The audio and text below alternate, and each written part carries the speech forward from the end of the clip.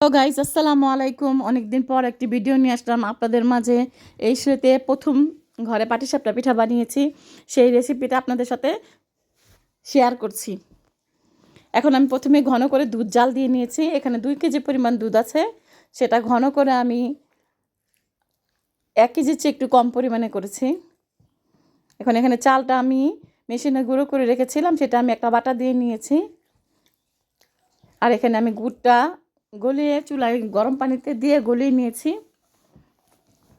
এখন আমি একটু ঠান্ডা করে এটার মধ্যে আস্তে আস্তে ছেঁকে ঢেলে দেব। একটু লবণ দিয়ে দিচ্ছি চালের গোলার মধ্যে। এখন আমি এটা ছেঁকে ছেঁকে ঢেলে দেব, যেন গুড়ের ভিতরে যদি কোনো ময়লা থাকে সেটা যেন চালের মধ্যে না গিয়ে পড়ে। এর জন্য যতটুকু পরিমাণ লাগবে আমি ততটুকু পরিমাণ আস্তে আস্তে দিব। সবগুলো একসঙ্গে দিয়ে দিলে বেশি পাতলা হয়ে যেতে পারে, এর জন্য আমি অল্প অল্প করে দিয়ে ব্যাটারটা মিলিয়ে নিচ্ছি। পিঠাটা যে পরিমাণ লাগবে আমি সেই পরিমাণ গুড় দিব, মিষ্টিটা যে পরিমাণ হবে। এখন আমি পুরোটা আস্তে আস্তে নিয়ে নিচ্ছি। প্রথমে মিলাবো, তারপর হ্যান্ড উইচ দিয়ে ফেটে নেব।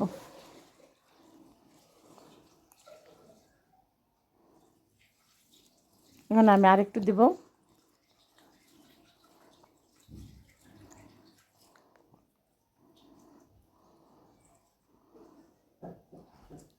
এখন আমি পুরোটা আস্তে আস্তে নেড়ে নেড়ে মিলিয়ে নিচ্ছি। পিঠাটা গোলা তৈরি করার জন্য পাটিসাপটা গোলা তৈরি করছি, জানি না, এই প্রথম আমি এই পিঠা বানাতে গেলাম। দেখা যাক কেমন হয়। আপনারা আমার সাথে থাকবেন এবং ভিডিওটি দেখবেন। মিষ্টি যদি কম হয় এর জন্য আমি একটু ঝোলা গুড় ব্যবহার করছি, কারণ আমার লিকুইডটা একটু সাদা সাদা দেখা যাচ্ছে, এর জন্য। এখন এটার মধ্যে আমি একটু ঝোলা গুড় দিয়ে দেবো।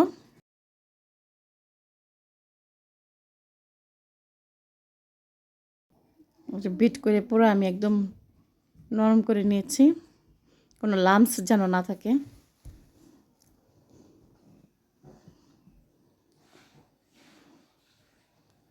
আমার ব্যাটারটা গোলা করা হয়ে গেছে, তাই আমি দেখছি কতটুকু পাতলা আর কতটুকু ঘন করতে হবে।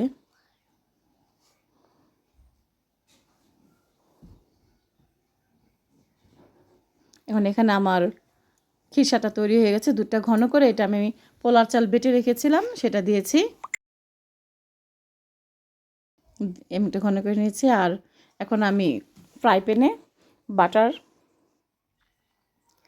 না, সরি, ঘি ব্যবহার করেছিলাম। ঘিটা আমি একটু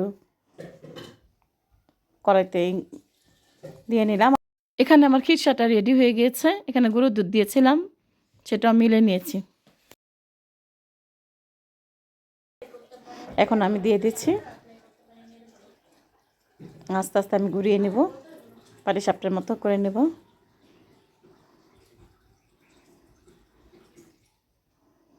পাটিসাপটা গোলার মতো করে নেব।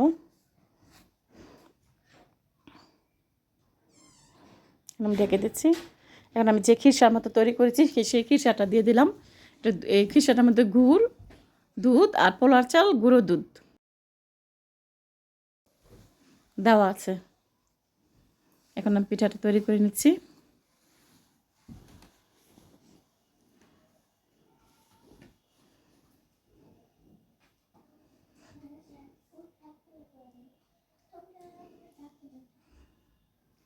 এখন আমার পিঠাটা রেডি হয়ে গিয়েছে। আমি আরও 2টা পিঠা আগে বানিয়েছিলাম, সেগুলো সব একসাথে রেখেছি। দেখুন আমার পিঠাগুলা দেখতে কত সুন্দর হয়েছে এবং খেতে অনেক মজা হয়েছিল। ভিতরে খিসাটা অনেক টেস্ট ছিল, যেহেতু আমি গরুর দুধ ব্যবহার করেছিলাম গরুর দুধের সাথে, যার কারণে খিসাটা অনেক টেস্ট হয়েছে। আমার মেয়ে একটা পিঠা ভেঙে খাবে এখন আপনাদের দেখাবে। ওই যে পিঠাটা ভেঙে নিয়েছে, এখন দেখুন কি পরিমাণ খিরসা ভিতরে। পিঠাটা অনেক স্বাদ এবং টেস্ট হয়েছিল অনেক। ট্রাই করবেন। আল্লাহ।